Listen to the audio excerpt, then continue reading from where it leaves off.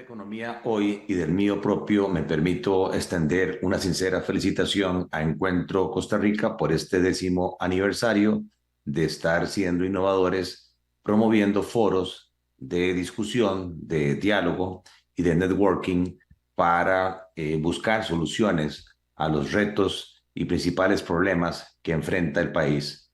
Para Roberto Artavia, para Rey Peña, para Viva Idea y para Foro Santander, un gran abrazo y que sigan cosechando éxitos.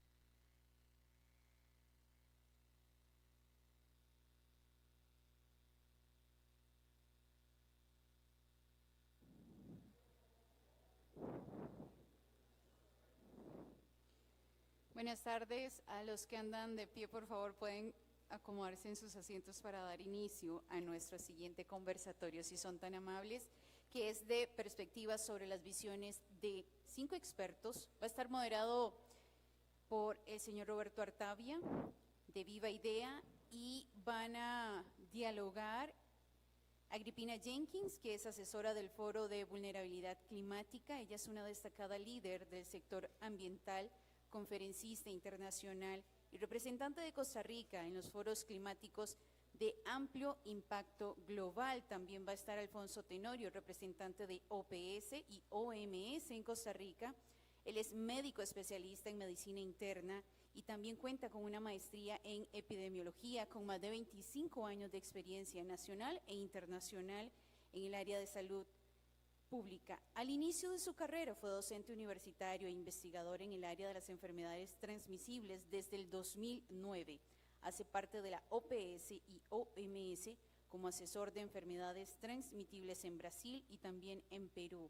Desde el año 2017 está a cargo del control de las enfermedades transmisibles, determinantes ambientales, emergencias y también de desastres en la representación de OPS y OMS en Bolivia entre junio del 2019 a noviembre del 2020. También tenemos en nuestro conversatorio a don Carlos Wong. Él es el director de CODE, que tiene del grupo de desarrollo de CODE, que tiene una amplia experiencia de trabajo tanto en el sector privado como también en el sector público.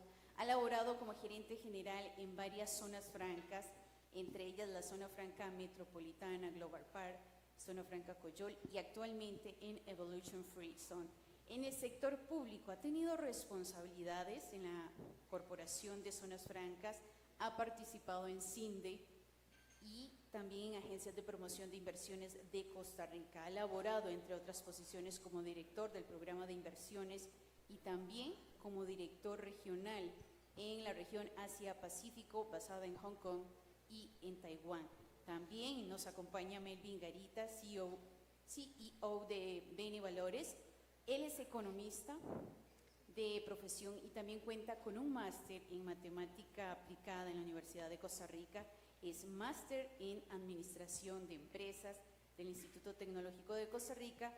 Cuenta también con una amplia experiencia que se ha desarrollado en el sector bancario y bursátil y desde el año 2013 labora en el conglomerado financiero del Banco Nacional, en donde se ha desempeñado en diferentes puestos en las direcciones de riesgo y también de finanzas. En julio del 2018 asumió la gerencia general de BN Valores y en el 2022 su sistema de ejecución de la estrategia fue evaluado como la mejor práctica sobresaliente en una competencia internacional. También nos acompaña doña Nuria Marín, analista en geopolítica global, licenciada en Derecho en la Universidad de Costa Rica, máster en Artes Liberales en Harvard University, cofundadora y vicepresidenta del grupo empresarial Álvarez y Marín Corporación, mujer empresaria del año 2011, premio Alborada y también al programa de desarrollo Mujer Empresaria de la Cámara de Comercio, profesora, analista, conferencista y ha sido asesora de empresas, de organizaciones sin fines de lucro y también de gobiernos como Argentina, Paraguay, Chile, Colombia, Brasil y Ecuador. Un panel de lujo que tenemos acá, así que los recibimos con un fuerte aplauso, por favor.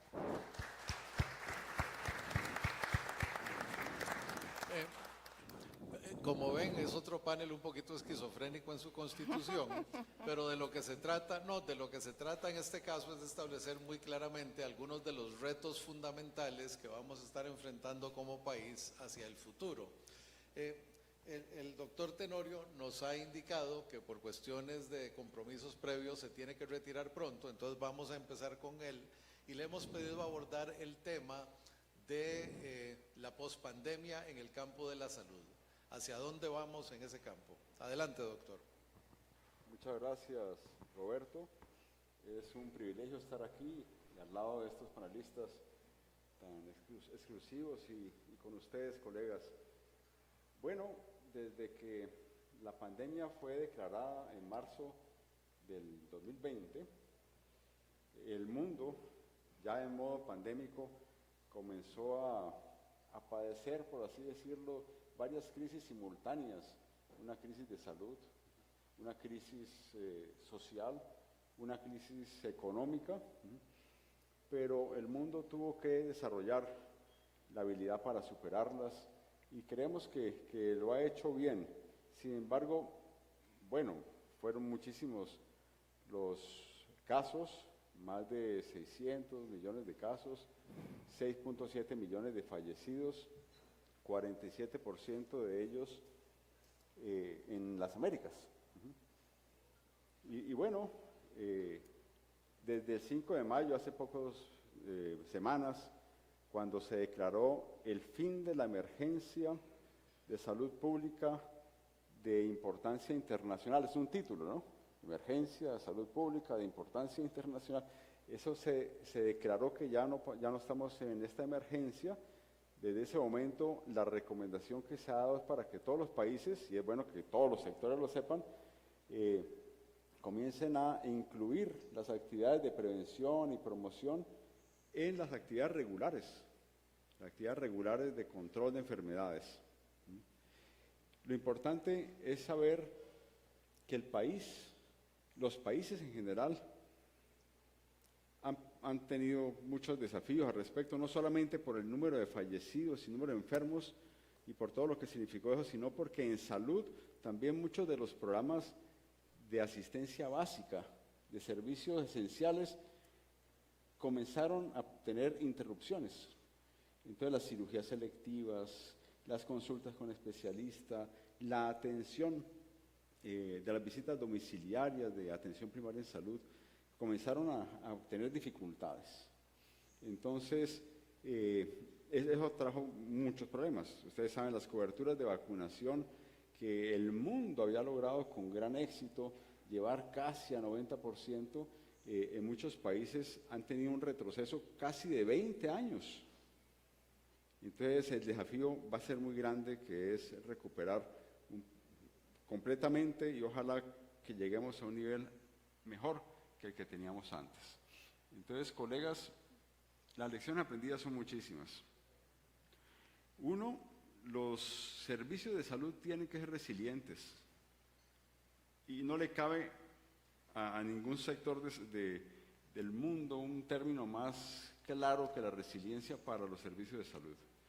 Y la resiliencia se debe lograr básicamente en el fortalecimiento de los servicios de atención primaria en salud. Ustedes saben, están los hospitales, ¿cierto?, de nivel muy avanzado, 3, 4, están los hospitales de nivel intermedio, están los hospitales básicos y están los servicios de atención primaria en salud. Es la puerta de entrada a los servicios de salud en el mundo. Y es lo que la OMS, OPS recomienda fortalecer, la atención primaria en salud. Y yo quisiera concentrarme en eso. ¿Cómo vamos a atender mejor las emergencias actuales y las futuras? No sabemos si pandemias también.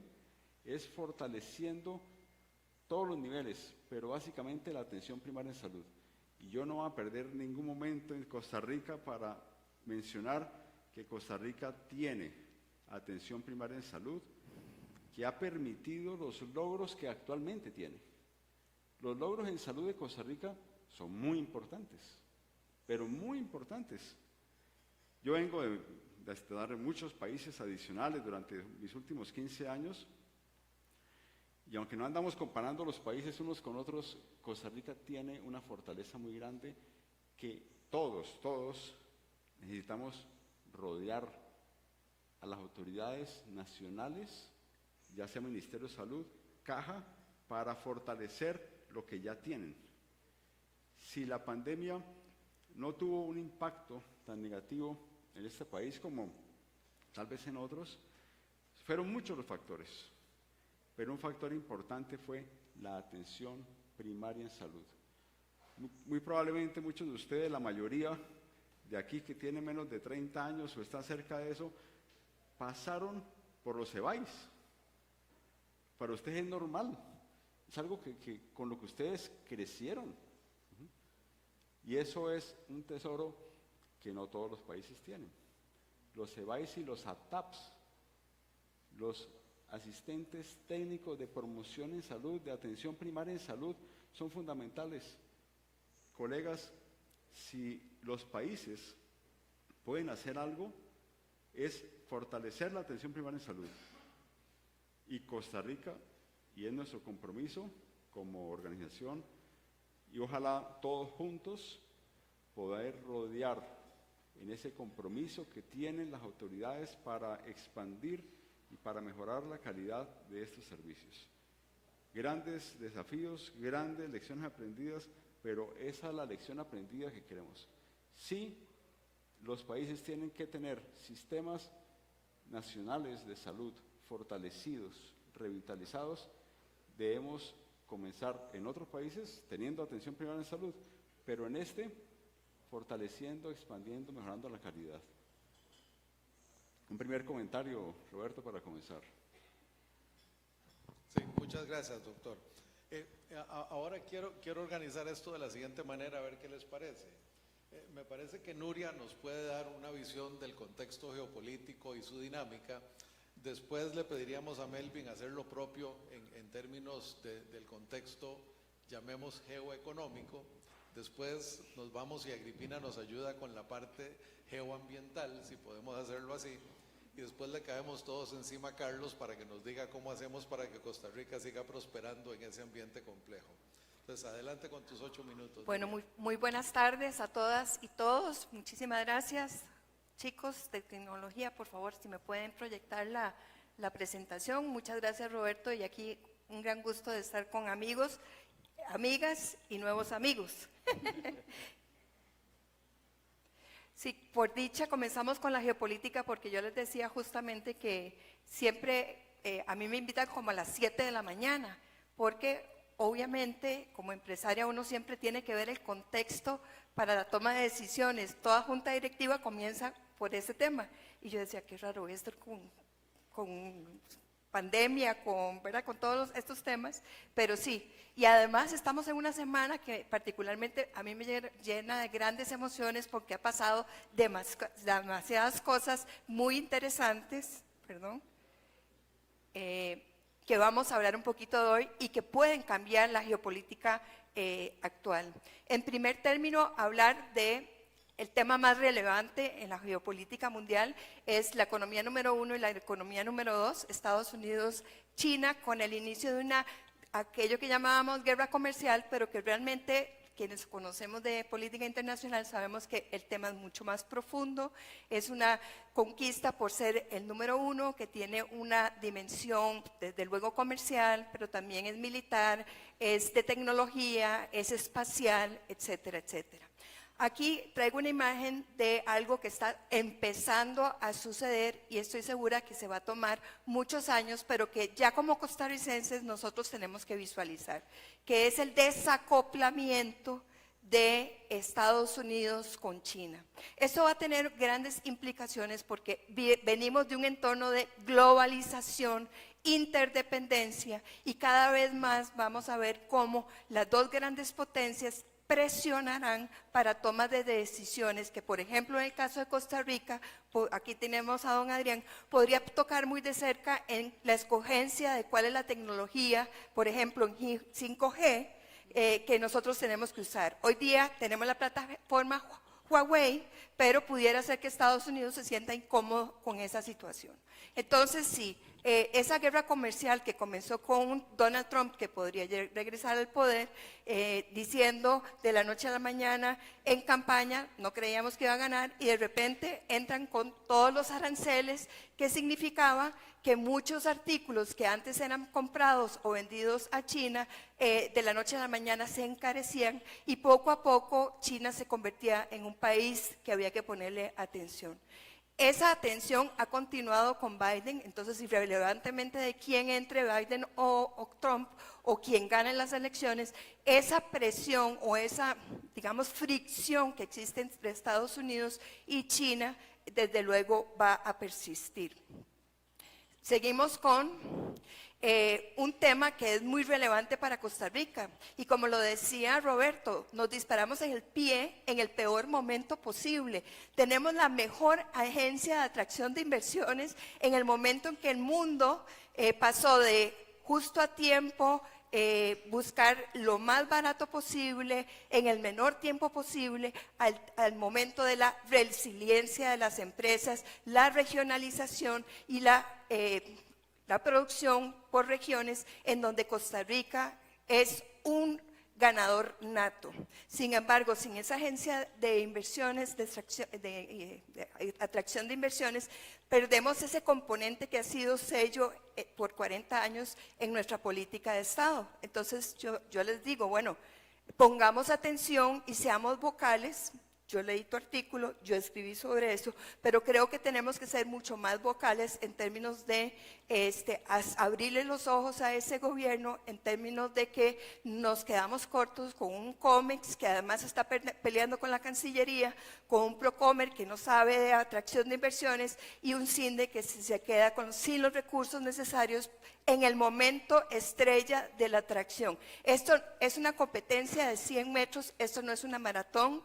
Todos los países estamos tratando de atraer esa inversión que se está trasladando de China, se está trasladando de India, de Singapur, y Costa Rica, si no tiene ese músculo tan importante, pues no tomamos la mejor decisión posible. Otro tema importante, perdón, este no es mi clicker. Otro tema importante es que estamos en un mundo multipolar. Yo creo que para los que nos encanta la historia, tenemos que remontarnos al siglo XIX, que tiene cosas positivas y negativas. Paradójicamente, la Guerra Fría nos daba ciertas, digamos, certezas, y había una autocontención entre potencias. Sin embargo, al tener este mundo multipolar, tenemos una gran cantidad de actores que cada uno está viendo su interés. Yo, por ejemplo, me ubico en términos de la pandemia, y era impresionante ver cómo los países de una Unión Europea le cerraban fronteras a las vacunas, porque cada país luchaba antes del COVAX por obtener esas vacunas. También entender que hay nuevos actores. Si nosotros vemos nuestro país de exportación, y conozco muy bien el mío, que es el de exportación de banano, veo que un 40%, bueno, casi un 50% se va a la Unión Europea, un 50% para Estados Unidos, pero si veo el país nacional, es como 40-40, y Centroamérica como tercer destino. Bueno, ¿y qué pasó con los acuerdos con China? ¿Por qué no estamos exportando a China? ¿Por qué no estamos exportando a India? ¿Por qué no estamos exportando a Brasil, por ejemplo? Las grandes economías emergentes, y no nos podemos quedar atascados en la visión tradicional occidental, porque como les pone la Filmina, hay un debilitamiento de eso que se llama Occidente, y hay nuevos actores y nuevas economías. Por ejemplo, India hoy en esta semana está en una visita de Estado con Estados Unidos, porque se va a convertir, primero ya es el primer país con mayor número de habitantes en el mundo, pero se va a convertir en una potencia tecnológica mundial. La supremacía del dólar con la invasión de Estados Unidos a Ucrania se ha debilitado. No es que vamos a perder el dólar porque no hay moneda alternativa, pero sí esas sanciones hacia el SWIFT, que son las carreteras por las que circula el dinero, fue una llamada de atención para actores como India, China y Rusia, que ya tienen mecanismos monetarios alternativos al dólar. Por otra parte, la búsqueda de nuevas alianzas, vemos cómo Estados Unidos se separa y en alguna medida debilita sus relaciones con Francia para fortalecerlas con Reino Unido, con el AUKUS, y tenemos así una gran cantidad de alianzas nuevas que nosotros tenemos desde la Cancillería y de Comercio Exterior, llevarles el pulso para ver por dónde va la cosa. Y desde luego ver esos países no alineados como por ejemplo Turquía, India, Sudáfrica, que están Brasil, que se están convirtiendo en actores internacionales de gran relevancia y con la que nuestra Cancillería pues no la está viendo. 4 minutos o 4 segundos. Qué dicha. Bueno, otro tema importante es el debilitamiento de las democracias. Nosotros fuimos promotores de la Alianza en Democracia y esto fue muy importante en el contexto de post-invasión de Costa Rica de Nicaragua. Cuando nosotros fuimos a defendernos a la OEA y a Naciones Unidas, los que conocemos un poco de la política internacional nos sentimos muy débiles, porque salvo el caso de Panamá, ningún otro país sumó fuerzas con Costa Rica. Entonces, la Alianza en Democracia era una alternativa, y es una alternativa para Costa Rica, de hacer esas alianzas con países democráticos, que en el contexto de nearshoring y friendshoring, que nos alinea con los valores democráticos de Estados Unidos y Occidente, es un contexto a aprovechar. Así como el friendshoring es un aprovechamiento, Costa Rica debe aprovechar esa voz de democracia que siempre está en el mundo y que estamos debilitando.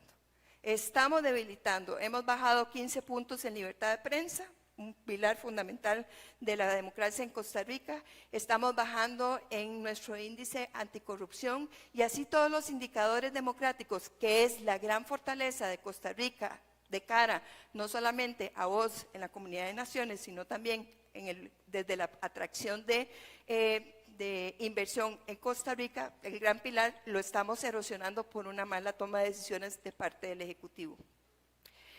¿Cuál es el impacto global de la invasión a Rusia a Ucrania? Yo siempre cuando voy a hacer análisis digo, uno sabe cómo comienza una guerra, pero no sabe cómo termina.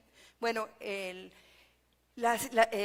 salió mala jugada a Putin, quien todavía tiene una agenda de expansionismo casi que imperial, y lejos de debilitar a la OTAN, ya hay 2 miembros en perspectiva, Finlandia que ya fue aceptado y Suecia que está en perspectiva de ser aceptado si Turquía acepta. Vean ustedes cómo Turquía se vuelve un actor importante, cómo la Unión Europea ha cerrado frentes, una apuesta que Putin le salió mal, y luego, desde luego, hoy por hoy, después de lo que pasó con el grupo Wagner, cuyo líder está desaparecido a partir de hoy en la mañana, y el segundo de a bordo, el general segundo de a bordo, también está missing in action. Hoy, digamos, ustedes leen el Foreign Policy y lo que les dicen es que Estados Unidos tiene que prepararse para una Rusia sin Putin y una Rusia que puede estallar en 1000 pedazos.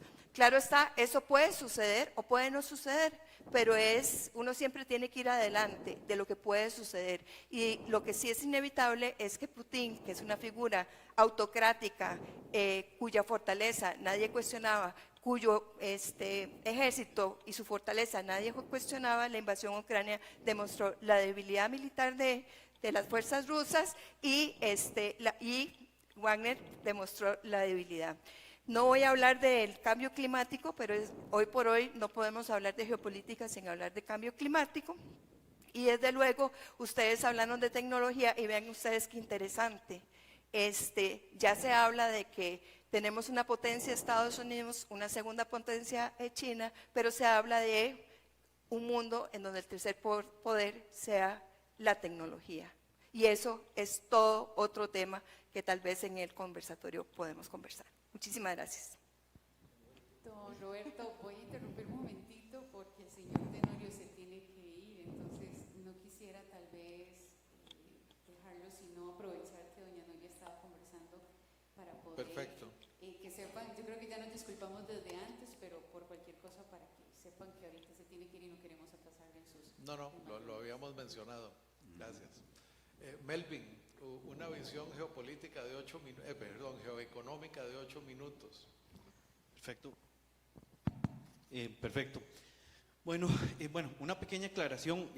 Ya no trabajo en BN Valores, pero sigo en el conglomerado del Banco Nacional. Ahora estoy a cargo de la sugerencia de estrategia. Entonces, eso para que el que me está sustituyendo en BN Valores no se sienta una intromisión, por si nos va a ver en todas las grabaciones que hay por acá. Bueno, yo les voy a hablar de dos cosas, básicamente de las expectativas que hay en este momento respecto a la inflación a nivel internacional, que ha sido el principal factor detrás de los problemas económicos que hemos tenido, y dados esas expectativas, qué es lo que se está esperando y qué puede ocurrir con el crecimiento económico tanto en Estados Unidos, en la Unión Europea y pues obviamente que en Costa Rica. Como ustedes bien saben, tenemos ya un periodo de inflaciones relativamente altas a nivel internacional que no estábamos acostumbrados a ver. El proceso de globalización había permitido que se empezaran a explotar esas economías, esas eficiencias que genera el comercio internacional, y había permitido haber entrado en un periodo de al menos 3 décadas de desinflación constante a nivel internacional, gracias a la producción y materias primas baratas que estaba generando la globalización. Ese es un proceso que ya doña Nuria mencionó muy atinadamente, que se va a ver interrumpido, y la regionalización de la globalización, o la desglobalización por regionalización a través del friendshoring y el nearshoring, es algo que va a tener incidencia en los niveles de inflación. En este momento se espera que la inflación siga siendo un problema para Estados Unidos y para las grandes economías desarrolladas. ¿Esto qué implicaciones tiene? Bueno, hoy casualmente el presidente de la Reserva Federal nos decía que las tasas de interés no han estado en niveles altos por el suficiente tiempo que ellos esperan, y eso lo que nos lleva es que las tasas en dólares deberían de tener aunque han dejado de subir, van a estar por un periodo que es incómodamente largo en términos generales para todos los empresarios a nivel mundial, relativamente altas. Tenemos la tasa de política monetaria de la FED entre 5 y 5.25. Hay algunas expectativas de que aumenten otros 25 o 50 puntos base por lo que resta del año, antes de tener esos niveles de tasas ahí. Y eso tiene implicaciones directas para las mismas decisiones de política monetaria en el resto de los países. Este panorama de tasas de interés en dólares altas lleva a que muchos otros bancos centrales de economías desarrolladas hayan o se vean obligados a seguir subiendo las tasas, y lo hemos visto con el Banco Central Europeo, el Banco Central, el Banco de Inglaterra y otros bancos, de los principales bancos a nivel mundial.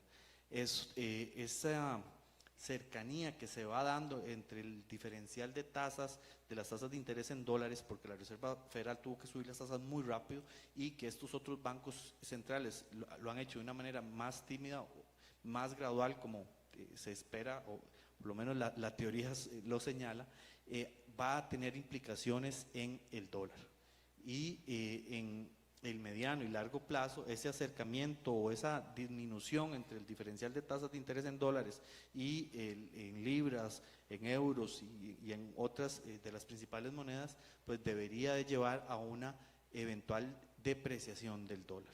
Entonces, esas presiones podrían ayudar, hablando desde los efectos empresariales, a que los mercados o los empresarios que estén atendiendo hoy los mercados europeos pues vayan a tener unas exportaciones que en términos de dólares van a ser mayores, y por ende también en términos de colones.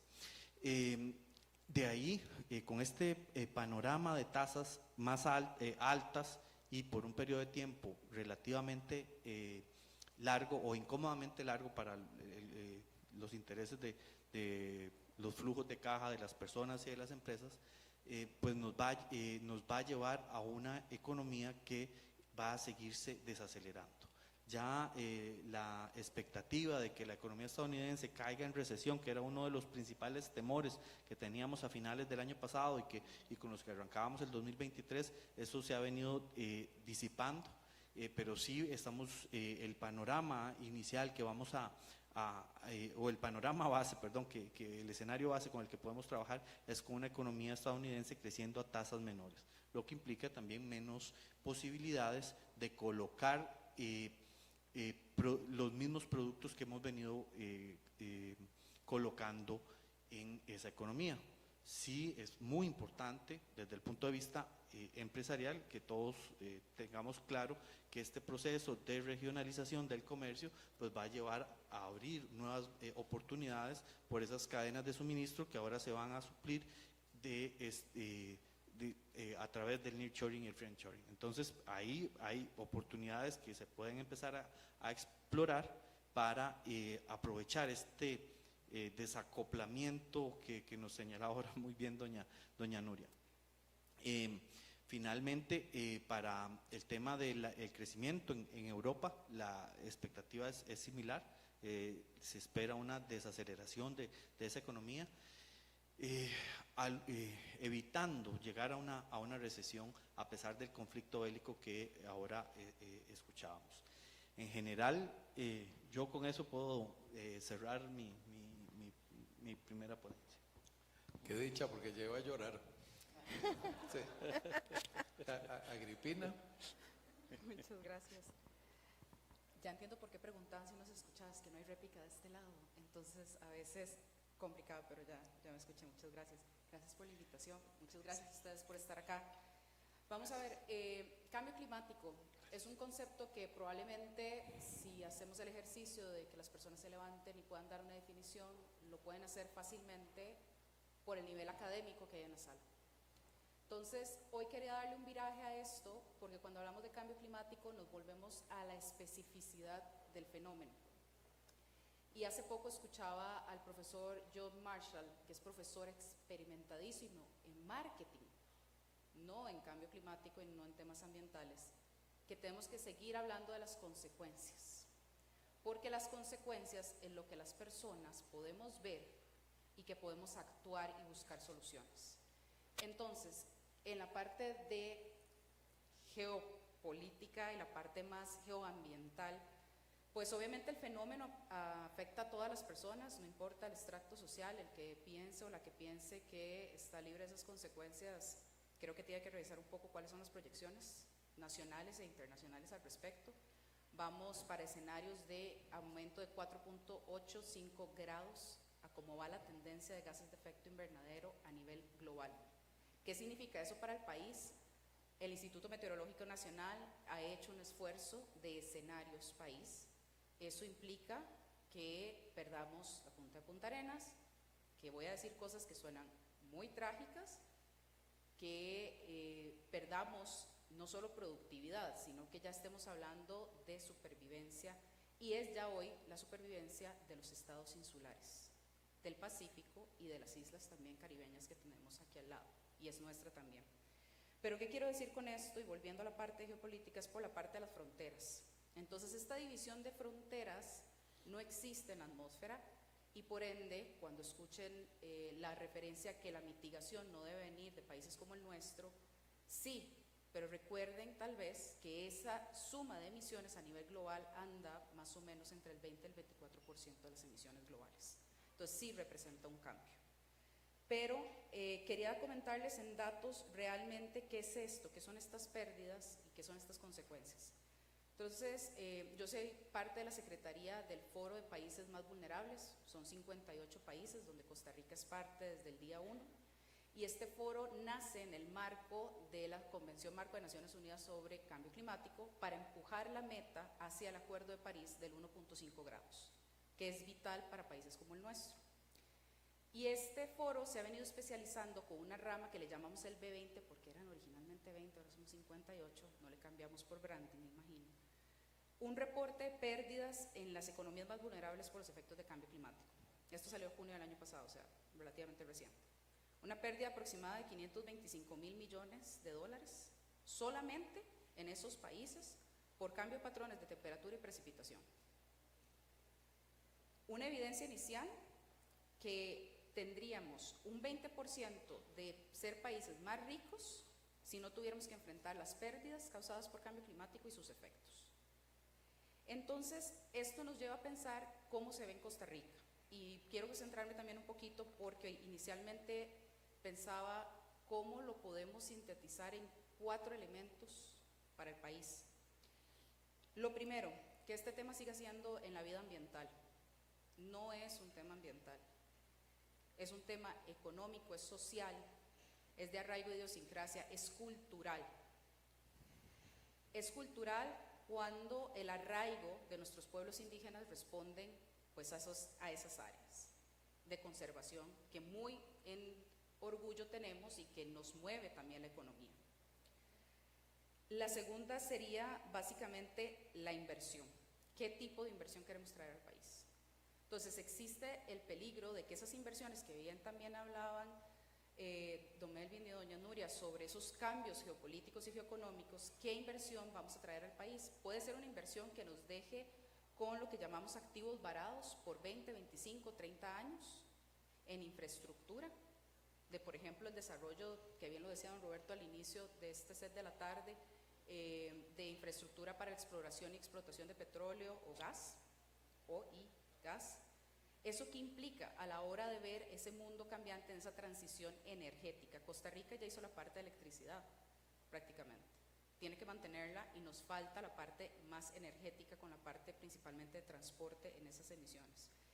También tiene que ser una inversión que nos vuelva más resilientes. Obviamente, no es solo el tema de mitigación, es primordialmente adaptación, pero tiene que ser una inversión que permita hacer eso. ¿Y cuáles son esas adaptaciones? ¿Cuál es la planificación nacional? Con eso paso al tercer tema. La acción no puede quedar en una acción solamente de política pública, tiene que ser del sector privado, de todos los sectores de la economía, pero hay una preconcepción muy grande en este momento sobre la no acción de la política pública. Costa Rica ha desarrollado bastantes documentos. Don Roberto mencionaba el Plan Nacional de Descarbonización, que es relativamente caro a largo plazo de implementar, pero por ejemplo el BID hace un estudio y nos dice que ya después de todos los costos, si implementamos el plan, tenemos 41.000 millones de dólares de beneficios netos para el país. Y sí nos toca ver esa parte de inversión. Entender que la parte de cambio climático a nivel global define y está también haciendo sus movimientos económicos. Una Rusia que siempre ha sido incluso vocalmente descarada, diría yo, en las negociaciones, de que con el deshielo tiene acceso a rutas marítimas mucho mejores. Entonces también entender dónde estamos en este espacio, ir a la parte de ecocompetitividad o la competitividad del país. No somos un país competente si no logramos, por ejemplo, sacar las exportaciones, porque no podemos accesar a la 32 porque cada tormenta tropical se vuelve a cerrar, o pequeña lluvia también en algunos casos. Entonces, hablar de esos temas y cuantificarlos, el país ha hecho un esfuerzo en esa cuantificación, pero solo de aquello que es decreto ejecutivo de emergencia. Ese decreto ejecutivo, más o menos en 15 años de la data de la Comisión Nacional de Emergencias y Prevención del Riesgo del Ministerio de Agricultura y Ganadería y del Mideplan, son 1.161 millones de colones en pérdidas, de solo aquello que tiene decreto ejecutivo de emergencia, que responden a eventos hidrometeorológicos extremos. Entonces, cuando uno brinda esos datos, quedándome solo en la parte de números, en económicos, preocupa muchísimo cuando vemos un tema de cómo está el presupuesto nacional y a dónde se está asignando. Quisiera abordar un montón más de temas, esta visión país de mediano y largo plazo del país ganador, tiene que seguirse modelando, pero no podemos hacerlo si cuando invertimos en infraestructura, como hospitales, escuelas, y lo pongo porque creo que es el ejemplo más a veces a la mano que tenemos y que tenemos que luchar con esto cada época lluviosa, Si cada vez que lo hacemos tenemos un peligro de inundación en estructura e infraestructura básica. Si cada vez que vemos, cuando tenemos por ejemplo ahorita el fenómeno del Niño, que no es causado por cambio climático, sino que se exacerba, ¿qué pasa con la parte agropecuaria en el país y el recurso hídrico? Lo voy a cerrar ahí porque sé que me iba a pasar de tiempo y gracias. No, muchas gracias y muy interesante. Pero bueno, yo creo que si queríamos hablar de los titanes que enfrenta el país, está bien claro, la geopolítica nos reta, la geoeconomía nos reta y sobre todo nos reta la naturaleza, que es más grande que la geopolítica, más grande que la geoeconomía y que francamente, yo no sé a ustedes, pero a mí hace rato me empezó a asustar. Adelante, Carlos, con tu ponencia y después hacemos el conversatorio. Bueno, buenas tardes a todos. Muchísimas gracias, Roberto, por liderar este panel y a Foro Santander por organizar este evento. Pues es un gran reto hablar aquí después de esos 4 grandes temas que se han venido conversando. Y realmente dentro de esto a mí se me pidió que hablara básicamente sobre las zonas francas. Y frente a esa conversación de las zonas francas, se me pidió que en 8 minutos tratara de conversar 3 grandes temas. Primero, ¿dónde estamos? Segundo, ¿para dónde vamos? Y tercero, ¿cuáles son nuestros retos y oportunidades? Vaya, son tamaño poco de temas para hablarlo en un periodo tan corto de tiempo. Así que voy a tratar de ser bien puntual en los puntos que estamos tocando en cada uno de ellos. Lo primero es a dónde hemos llegado y a dónde están las zonas francas en Costa Rica para contextualizar a todos aproximadamente en la misma relación. Tenemos en este país 52 parques de zona franca, tenemos 412 empresas instaladas en el país, generan aproximadamente 222,000 puestos de trabajo, de los cuales 164,000 puestos son puestos directos. Es decir, el régimen de zona franca es un régimen extendido hoy en día donde tiene una repercusión muy importante en el país. Y hay algunos elementos que son importantes de rescatar dentro de estos números que están relacionados particularmente con el impacto en la gente. El sistema de zona franca ha venido a generar una remuneración promedio por encima de lo que el sector privado viene manejando, aproximadamente un 20% de salarios por encima de lo que Costa Rica en su sector privado viene pagando.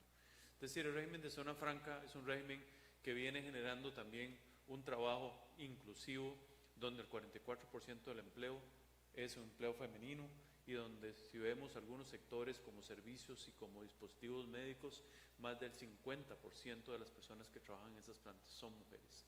Entonces ha venido a crear una generación también diferente, una generación en la cual mucho desempleo es el empleo del joven, de esa persona entre los 18 y los 35 años de edad, y ha sido donde ese representa el 70% de ese empleo que se ha venido generando. Entonces, cuando analizamos el régimen de zona franca, no debemos analizar solamente un régimen de zona franca por los dólares de inversión, por los dólares de exportación, los cuales son muy significativos. Costa Rica ha crecido y tiene participación y exportamos a muchos países. Exportamos más de 4.600 productos, exportamos a más de 180 diferentes destinos, gracias a un régimen de zona franca que ha sido basado en un principio de estabilidad y seguridad jurídica durante los últimos años. Tenemos una ley que en prácticamente 30 años ha recibido apenas 3 reformas, y eso es algo bastante difícil en Costa Rica. Es decir, ha sido un principio muy estable que ha permitido un marco general de reglas de juego, que ha dado estabilidad jurídica, que ha dado la posibilidad de hacer planeamiento a largo plazo y que ha dado también algo muy importante, una oportunidad a que el sector privado tome un rol que el Estado no pudo hacer en sus inicios. Las zonas francas nacieron como un proyecto del Estado y ha sido el sector privado el que ha tomado el rol de esto. Hoy en día tenemos 52 parques, todos de inversión nacional. Tenemos muchísima empresa costarricense, de capital costarricense, que ha tomado el reto de desarrollar este proceso de zona franca. Entonces, en primer lugar, hay algunos mitos que tenemos que cambiar. En primer lugar, zonas francas no es de extranjeros. Zonas francas es un mix en el cual participan empresas extranjeras y participan capital y empresas nacionales. Por otro lado, las zonas francas son un espejo claro de lo que es el país. No somos ni podemos ser exitosos si Costa Rica no es exitosa. Y también formamos parte de la tendencia que hay en el mundo. Por eso todo lo que estamos hablando va a ser parte de lo que tenemos que hablar sobre hacia dónde vamos con las zonas francas. El otro tema es el aporte al PIB nacional. Hoy las zonas francas representan el 15% del PIB. Las zonas francas solamente en compras al mercado nacional representan 5.364 millones de dólares y le compran a más de 15.000 empresas costarricenses.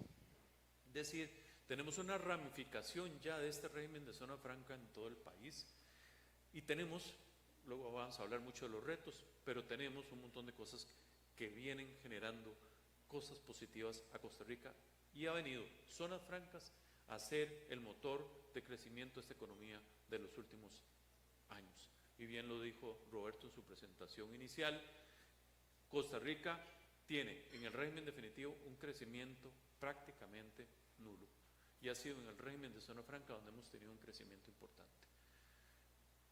¿A cambio de qué? De un esfuerzo donde Costa Rica puso incentivos que hasta el momento no ha tenido que desembolsar. Son incentivos que han venido a generarle un retorno positivo a esta economía de 2.4 veces por cada dólar de exoneración que ha dado este país. Ahora vamos a empezar a hablar de para dónde vamos y después vamos a tomar un tema que son los retos. En el para dónde vamos, nosotros tenemos que hablar de unas zonas francas con un ADN sostenible. Y aquí venimos a decir hacia dónde va. Precisamente como ustedes vieron, el reto del cambio climático y el reto que estamos teniendo en el mundo del cambio de las cadenas globales de producción va muy de la mano de la sostenibilidad. Cada vez, y en este sentido cada vez vemos más estas inversiones en Costa Rica, son inversiones que buscan alinearse con una estrategia que ha venido señalando Costa Rica en el tiempo de sostenibilidad.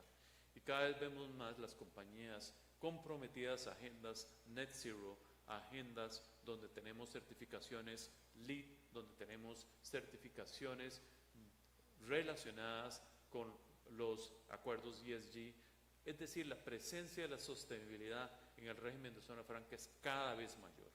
A nivel mundial, pues nosotros formamos parte también de la Asociación Latinoamericana de Zonas Francas. También ONUDI, por ejemplo, ha venido y muchos organismos internacionales han venido a impulsar que las zonas francas nos convirtamos en lo que llamamos ecoparques. Es decir, cada vez el tema de la sostenibilidad es una de las agendas más importantes que manejamos las zonas francas. Y aquellas zonas francas que no tengan en su ADN la sostenibilidad no van a poder ser exitosas en el largo plazo. Y eso es uno de los cambios hacia dónde debemos ir. El uso de la tecnología, por otro lado, es indudablemente un elemento fundamental para las zonas francas. Y ese uso de la tecnología está relacionado no solo con la tecnología per se, en la operación, en el día a día de las zonas francas. Por eso las plataformas del 5G son fundamentales para poder dar ese salto cualitativo que necesitamos en la operación de las empresas de manufactura, en la operación de las empresas de servicios y en la capacidad de Costa Rica de insertarse precisamente en los temas importantes. Y voy a tener que irme rápidamente en 3 minutos al resto. Por eso la sostenibilidad es fundamental en lo que estamos haciendo. El tema de trabajar entonces con sistemas o ecosistemas inteligentes e interconectados en los cuales el recurso humano, la infraestructura estén a la par de los temas de tecnología y de los temas de sostenibilidad se vuelve muy importante. De ahí que también el otro elemento fundamental de lo que estamos hablando es la integración de las zonas francas con las comunidades y con toda la cadena de valor. Las zonas francas, al convertirse precisamente en ese motor, tenemos una responsabilidad fundamental para incrementar las cadenas de valor, pero a su vez ser una punta de lanza en el desarrollo de las nuevas tecnologías y en el impulso de la traída de tecnología y capital inteligente al país. Todo esto requiere un alineamiento no solo de infraestructura, sino con el talento humano. La base por la cual Costa Rica ha venido creciendo en el sistema de zona franca ha sido todos y cada una de las personas de este país, es decir, el talento de este país, junto con la estructura de democracia y seguridad jurídica que le hemos venido brindando al país. Por eso, el tema de introducir los temas de inteligencia artificial, de diversidad de formatos de trabajo, la capacidad y resiliencia de adaptarnos a nuevas formas de trabajo va a ser muy importante. Y por eso es que tenemos que cambiar la forma en que educamos y formamos a la gente, no solo desde el punto de vista formal, sino en el desarrollo de capacidades adicionales, de certificaciones adicionales y de traer un conocimiento mucho más flexible y mucho más adaptado al mundo. Todo esto nos lleva a que tenemos que hablar precisamente cuáles son esos retos y oportunidades que tenemos como sistema Zona Franca. El primer gran reto que tenemos es cómo capitalizamos todo lo que hemos hecho y que está muy concentrado en la gran área metropolitana. ¿Cómo hacemos para que en lugar de que tengamos 200,000 puestos de trabajo solo en la gran área metropolitana, llevemos fuera de la gran área metropolitana a más trabajos? Para eso tiene que cambiarse el enfoque de los sistemas que estamos utilizando para atraer inversión, para empezar a diversificar y ampliar la forma en que las regiones atraen inversión. Porque no es lo mismo llevar una inversión a Liberia que llevarlo a la zona norte o que llevarlo a Limón, a Punta Arenas o incluso a la zona sur. Tenemos que cambiar la forma en que atraemos y tenemos que cambiar la forma en que los incentivos para esa inversión se están otorgando hoy por hoy. Por lo tanto, entonces, tenemos que enfrentar cambios que se están dando también en todo el entorno mundial. Y esos cambios van alrededor de las propuestas de impuesto mínimo global que vienen en el mundo. El mundo está cambiando en la forma también en que se administran los esquemas tributarios en todo el mundo. Y ya Europa, y ustedes hablaron de lista gris, bueno, eso es solamente la punta de un iceberg mucho más grande que viene detrás, que es todo el tema del impuesto mínimo global. Y tenemos que enfrentar eso y a su vez entonces empezar a hablar de incentivos que llamamos 4.0. Es decir, tenemos que entrar en una nueva generación de incentivos.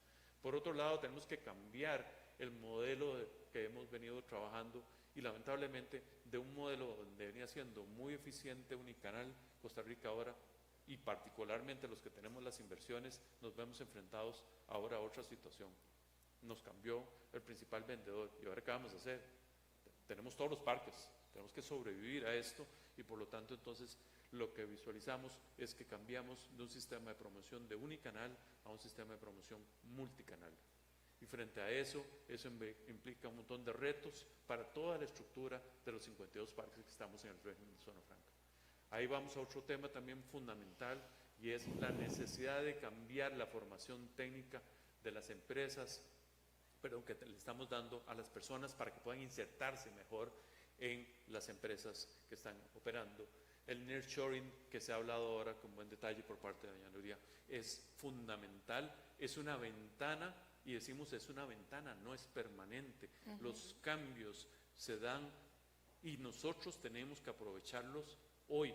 Esto no sabemos si va a estar mañana, así como no sabíamos que iba a haber la guerra de Ucrania hace un año. Es decir, tenemos que estar preparados para aprovechar las oportunidades hoy y no dejar para mañana lo que tenemos que resolver hoy. Y el otro tema es, no podemos pensar en que el crecimiento del sistema de Zona Franca sea un crecimiento de enclave, sino que sea un crecimiento en el cual se integren con las comunidades, tanto desde el punto de vista de los suplidores, como desde el punto de vista de permear ese ejemplo de cómo llevamos precisamente la agenda de sostenibilidad, una agenda de trabajo en el cambio climático, para que nuestros parques se distingan por la calidad de la infraestructura, por el uso precisamente de todo ese entorno verde y para que podamos utilizar mecanismos de uso eficiente de los recursos y la energía. Perdón si me pasé. No, muchas gracias, Carlos, más bien. Yo sé que yo estoy apurado desde que empezamos tarde en el almuerzo y entonces estoy con el reloj un poquito loco. Nuria, ¿qué implica el desacoplamiento en términos de China y Estados Unidos en términos prácticos para nosotros? ¿Vamos a tener que cambiar nuestra relación creciente con China? ¿Es algo que podemos mantener fluyendo? Si vamos a ir a buscar socios para inversiones o atraer nuevos capitales, nuevas tecnologías, se nos fue China en este desacoplamiento. Bueno, no está clara la perspectiva. Creo que en algún momento Estados Unidos quiso presionar a sus aliados estratégicos en términos de tener que decidir. Sin embargo, yo creo que parte de la decisión inteligente para Costa Rica es no dejarse llevar a esa esquina del ring y mantener nuestras relaciones diplomáticas y políticas en una línea y separarlas de la línea comercial. un ejemplo que tal vez no es el mejor ejemplo en este contexto porque las relaciones con Taiwán se han calentado en términos de China, pero Taiwán ha sobrevivido siendo el mejor socio comercial con China dentro de un contexto de una sola China. Entonces yo creo que los países harían muy mal en caer en ese juego de una nueva guerra fría en donde haya dos bloques, porque eso a nadie beneficia. Y yo creo que Costa Rica se beneficia por esa globalización que tiene muchos defectos, pero que al final de cuentas el consumidor se ve beneficiado por productos y servicios más baratos, y no podemos entrar en esa lucha de escoger, pero sí sacarle provecho en términos diplomáticos y de nuestra relación estratégica con los Estados Unidos. China para nosotros es un socio comercial más que una fuente de inversiones. Entonces, en ese sentido, ¿va a haber alguna limitación? Vos hablabas del banano, 40% de Estados Unidos, 40% de Europa, 20% regional. ¿Por qué no hay banano costarricense en China, por ejemplo? Porque está la producción filipina e India muy cerca. India es el mayor productor no exportador y Filipinas es hoy por hoy el segundo del mundo. Y ese es el punto que quiero hacer. Ellos están rodeados de países tropicales cuyas capacidades están pareciendo más a las nuestras todo el tiempo. Claro, pero nosotros lo que podríamos hacer es, primero, nosotros éramos un proveedor importante con Intel, dejamos de serlo, de hecho llegamos a ser el 6º socio comercial de China gracias a Intel. Hoy vemos un Intel totalmente más agresivo, pero ahí sí nos juega la jugada del entorno totalmente cambiante de la coyuntura, porque hoy Estados Unidos sí está haciendo restricciones a la tecnología, o sea, hoy sí hay medidas de contención en términos del acceso de los chinos a la tecnología geoestratégica y de defensa. Y hoy, bueno, o ayer, entra en vigencia el 1 de julio, se emitió la primera ley de política exterior, cosa que nunca había sucedido en el caso de China, cuya frase más importante es: nos reservamos el derecho a las contramedidas. Bueno, eso ya es una declaración, sobre todo en el tema de tecnología, que es donde yo veo digamos, donde vamos a tener la mayor fricción.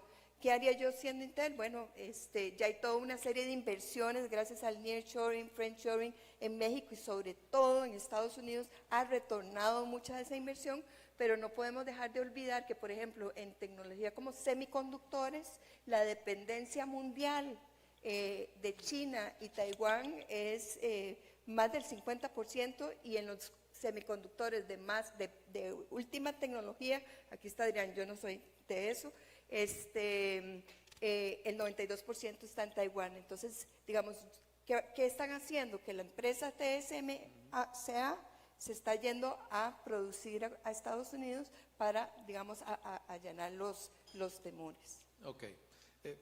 Melvin, si te puedo aterrizar en Costa Rica, está muy claro el panorama, bueno, no está muy claro, está muy convulso el panorama internacional con las tasas de interés, con la presión de la inflación, la caída que no termina de ser recesión, ¿verdad? Como que pega en el palo y se sostiene ahí, pero ciertamente una desaceleración significativa de la economía internacional.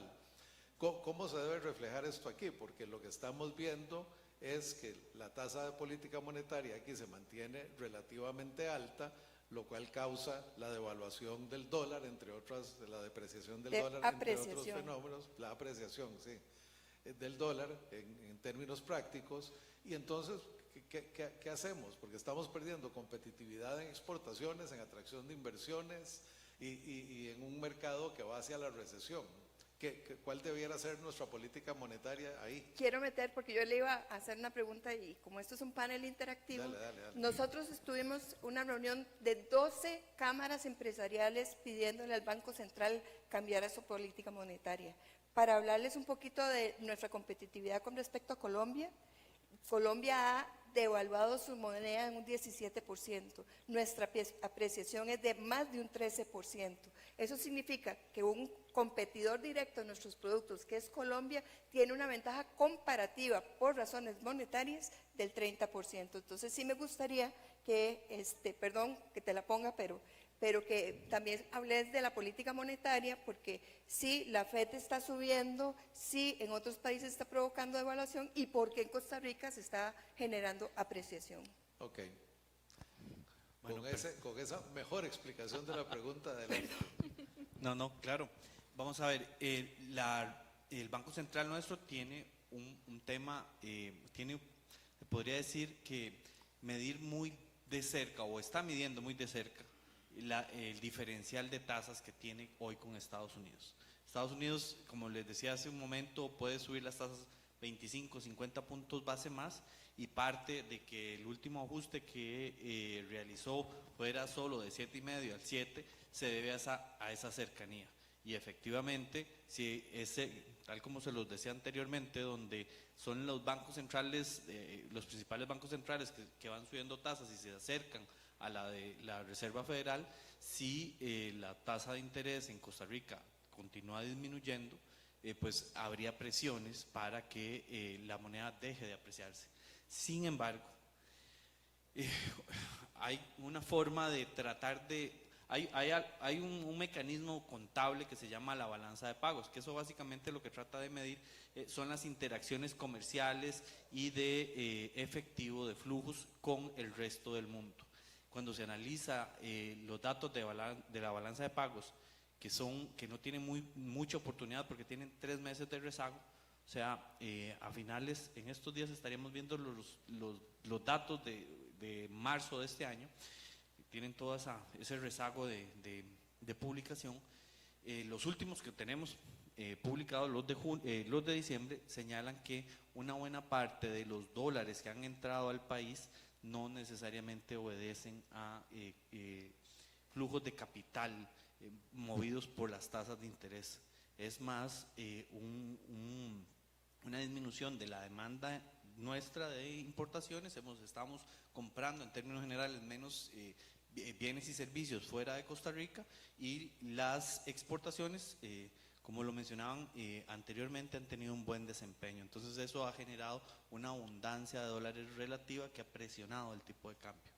Podría, como bien señalaba doña Nuria, disminuir ese diferencial entre la tasa nuestra y la de la FED, ayudar a que si hay alguien que quiera meter dinero a Costa Rica, dólares, pasarlos a colones, invertirlos y sacarlos en 15 días o 6 meses o en corto tiempo, pues eso significaría un desincentivo para esos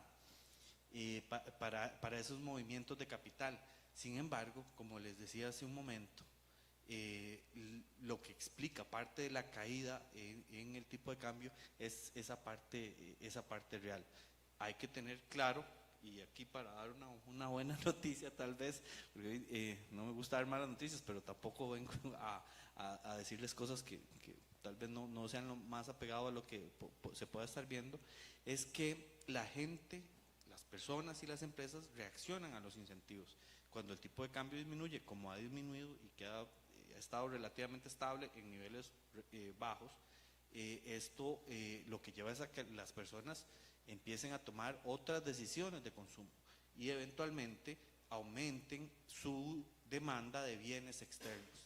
Eso, en términos generales, lo que debería de llevar es que nuestras importaciones empiecen a aumentar, y eso contrarreste parte de la presión que ha tenido el tipo de cambio en este momento. Y esto para hablar del tema de tipo de cambio. Con las tasas de interés, pues lo mencionaba tangencialmente hace un momento, la decisión del Banco Central de solo disminuir 50 puntos base, básicamente viene por esa incertidumbre internacional. Y es que a pesar de que la inflación nuestra está baja en este momento, es difícil, y bueno, todos ustedes están aquí por esa necesidad de información para tomar decisiones. Es difícil pensar que si la inflación en Estados Unidos no se controla en términos bajos y se mantiene alrededor del 4, 4,5, como ha estado en las últimas lecturas, que nuestra inflación se mantenga en el 1 o en el 2% o por debajo de eso. Entonces es parte de lo que el Banco Central está tratando de equilibrar, o por lo menos lo que uno intuye que es lo que están viendo en este momento.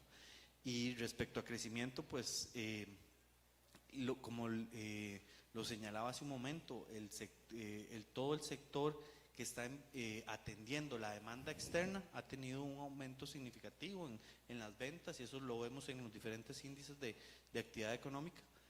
Sin embargo, una buena parte de la economía, el sector más local, más interno, que atiende la demanda interna, pues sí viene creciendo a tasas que son relativamente bajas.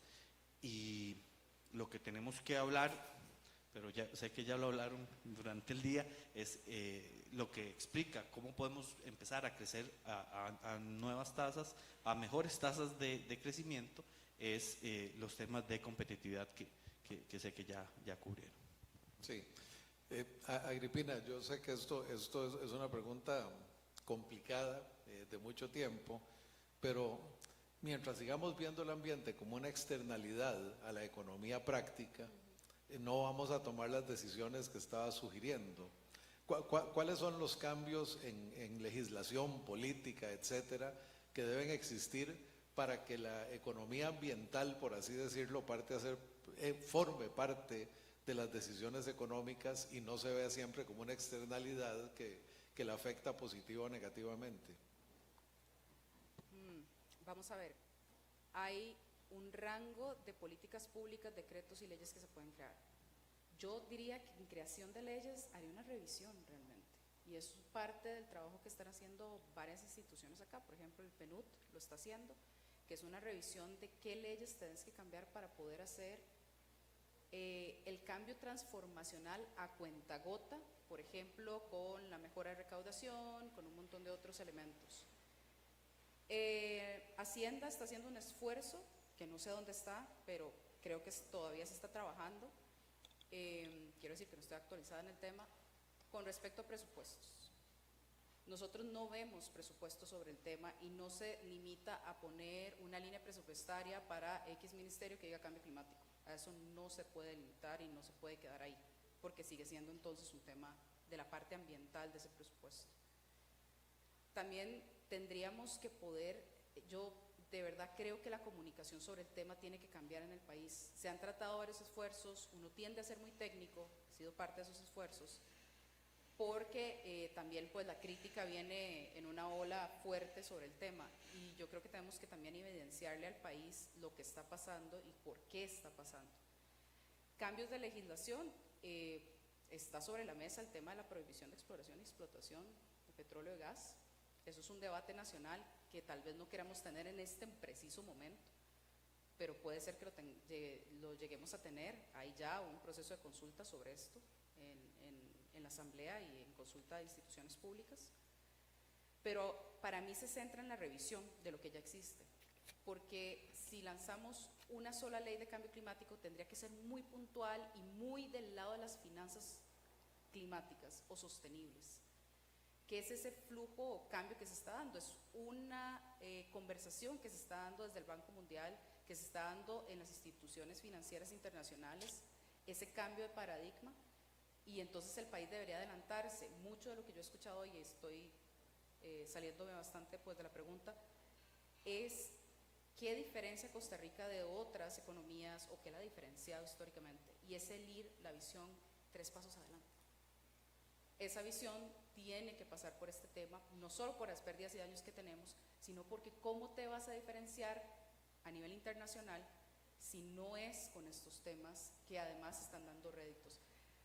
Es complicado, lo resumo en eso, en una revisión de las leyes que tenemos. Ok, y entonces déjame hacerte una pregunta muy puntual.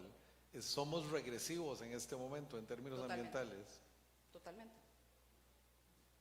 No tenemos una dirección de cambio climático funcional en este momento, que responde también a una conversación de la gobernanza climática del país del lado público, que no hemos querido llevar o no hemos podido tener sin que tenga unas implicaciones políticas de cierta gama. Tenemos, no sabemos dónde están las implementaciones de la política de cambio climático del país en este momento. Ok, muchas gracias. Carlos, la pregunta imposible, porque ya vos nos dijiste cuáles eran tus retos y qué querías enfrentar. Entonces, todo esto que acabamos de conversar, la presión internacional porque se desacelera la economía, desacoplamiento, problemas con Taiwán, competencia de los países del sudeste asiático muy directa en algunos de estos temas. Obviamente tenemos todavía, digamos, la inestabilidad o el cambio de un canal a multicanalidad, que es un reto interno. O sea, hay muchas cosas sobre la mesa. ¿Cuán optimista estás de que Costa Rica, voy a poder presentar otro gráfico que diga que somos líderes 12 veces por encima de lo que se espera del país en atracción de inversiones? Bueno, esa es como la discusión de si el vaso está medio lleno o medio vacío. Uno tiende a tener diferentes perspectivas. Los que estamos en este negocio tenemos que ser positivos siempre. ¿Por qué? Porque no hacemos un desarrollo para el problema de hoy, hacemos un desarrollo que dura 20 años. Zona Franca Coyol, empezamos Coyol hace 16 años, transformando una finca de caña, y pasamos por 3 gobiernos en este momento, y pasamos a convertirnos en la zona franca líder de las Américas, estamos entre las 10 mejores del mundo. Para poder llegar a hacer eso hay que ser optimista y hay que ver a largo plazo también lo que uno hace. Yo pienso que como hay problemas, también hay un dicho que dice, particularmente dentro de los chinos, donde hay problemas hay oportunidades, y en ese sentido cada problema nos genera una oportunidad, pero está en nosotros el trabajar por transformarnos para poder aprovechar y estar listos cuando las oportunidades y las ventanas se dan. De ahí que pienso que Costa Rica sigue siendo un país resiliente que tiene una capacidad de adaptación y que nosotros sí tenemos que hacer un esfuerzo para cambiar.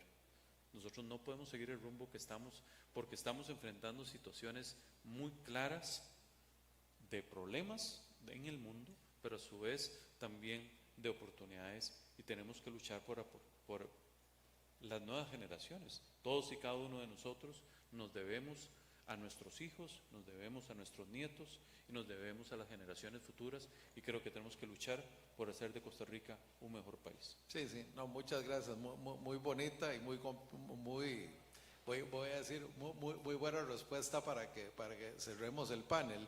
Quisiera decir 2 cosas, sin embargo, antes de irnos, vos lo acabas de tocar. Yo cuando veo los escenarios de cambio climático globales y pienso en mis hijos y en mis nietos, realmente me asusto, y me asusto mucho. Cuando veo algunos de los temas que tocamos temprano en el tema de seguridad, yo digo, se nos está descosiendo el país en algunos lados. Obviamente la parte geopolítica está fuera de nuestro control, pero ejerce enorme presión. Y estamos en un valle, yo concuerdo con vos, esto es de largo plazo, estamos en un valle de los ciclos económicos, eventualmente se recuperará y saldremos. Sin embargo, hay tareas fundamentales que hacer, y esas tareas tienen que pasar por el buen análisis, por la buena discusión y la buena política. Y creo que este es un buen pie para entrar en el siguiente panel, que no sé si es inmediato o si hay un recreíto. Ok, vamos al café, qué dicha. Pero de todas maneras, vamos a café 15 minutos. 15 minutos, regresamos para el último panel, que precisamente va a tratar sobre el contexto político y los cambios que se deben dar para que toda esta agenda sea posible. Muchas gracias a todos. Gracias. De verdad. Gracias a don Roberto, a don Melvin, a don Alfonso, que ya se fue, a doña Nuria, a Agripina, a don Carlos. Vamos a tener después del último y perdona si te la puse dura, pero es que para que no se vayan, como exportadora pero me aparte duele. de eso, para que aprovechemos y que ojalá la mayoría que está acá, yo sé que nos hemos atrasado un poco con la agenda, pero que se queden al final y para que disfruten también del cóctel, por favor. Así que tenemos 15 a 20 minutos de café, regresamos para no atrasarnos más. Gracias.